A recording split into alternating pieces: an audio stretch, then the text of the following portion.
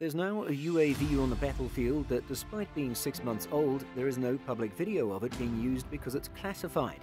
In contrast to armed drones that carry weapons under their wings, launch them and then return to base, the Switchblade Kamikaze Drone carries its own warhead and blows itself up, knocking out tanks, armored vehicles and artillery nests in the process. It's a one-and-done drone, said Wahid Nawabi of AeroVironment, which manufactures the Switchblade. Welcome to Drone Zone, the channel that brings you the latest, most exciting news and info about drones.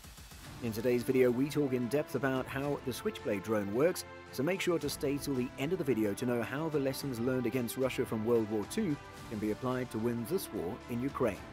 To date, 700 Switchblades of various sizes have been shipped to Ukraine for use in the fight against the Russians.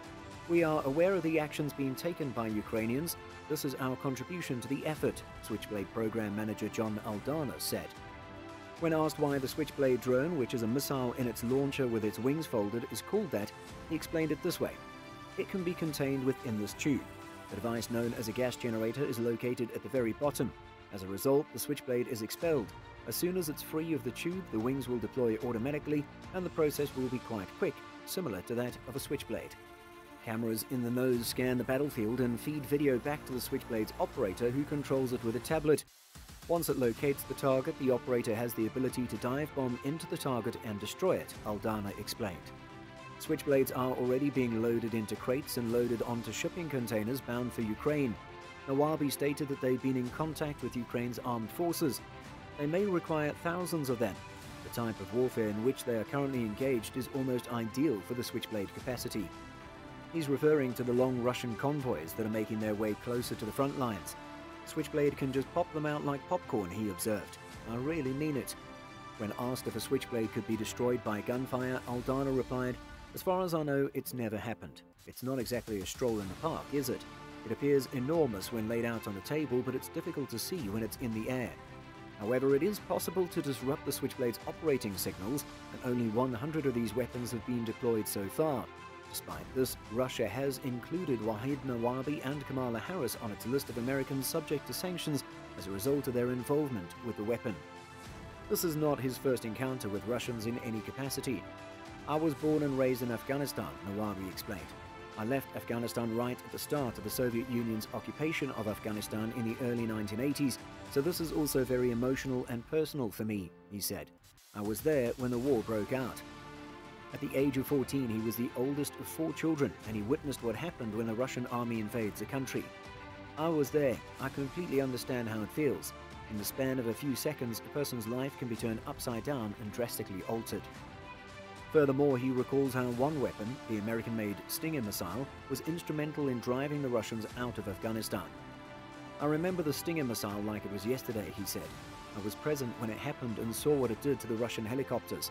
I've probably seen half a dozen of them get shot out of the sky directly in front of my own eyes while I was on the ground and observing from a distance. And now he wants to see his Switchblade drones annihilate Russian tanks.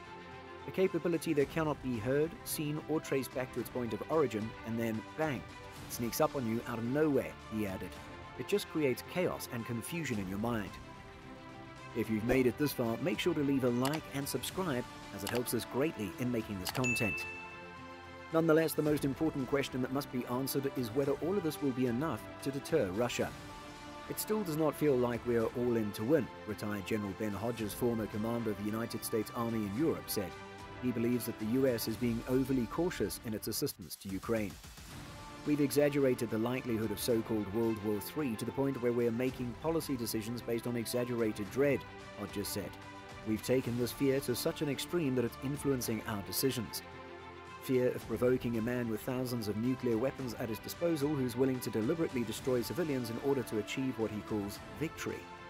The entire reason that Russia shifted to this medieval strategy of demolishing towns is so that at some point someone would scream, "For the love of, please stop killing these civilians," according to Hodges, which was the impetus for Russia's decision to adopt the strategy in the first place.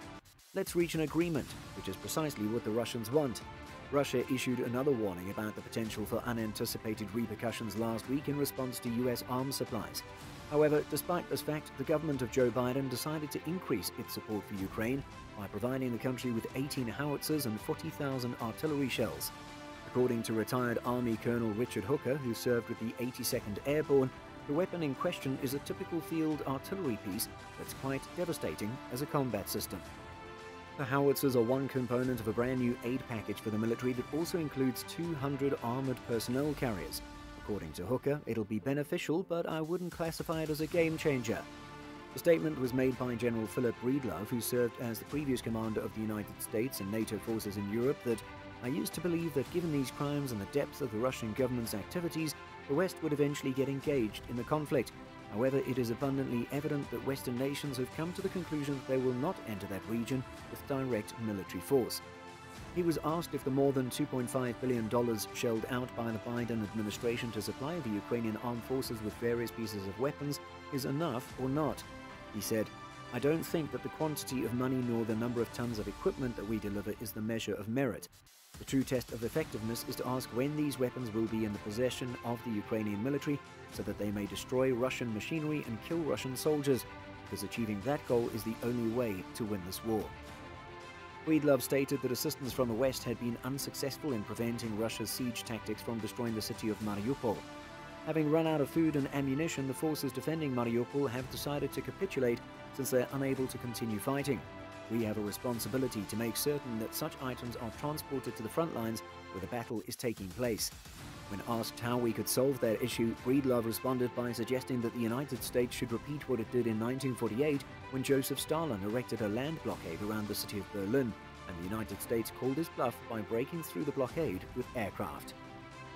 That's it for today's video. Let me know if you think the US is indeed exaggerating how strong Russia is.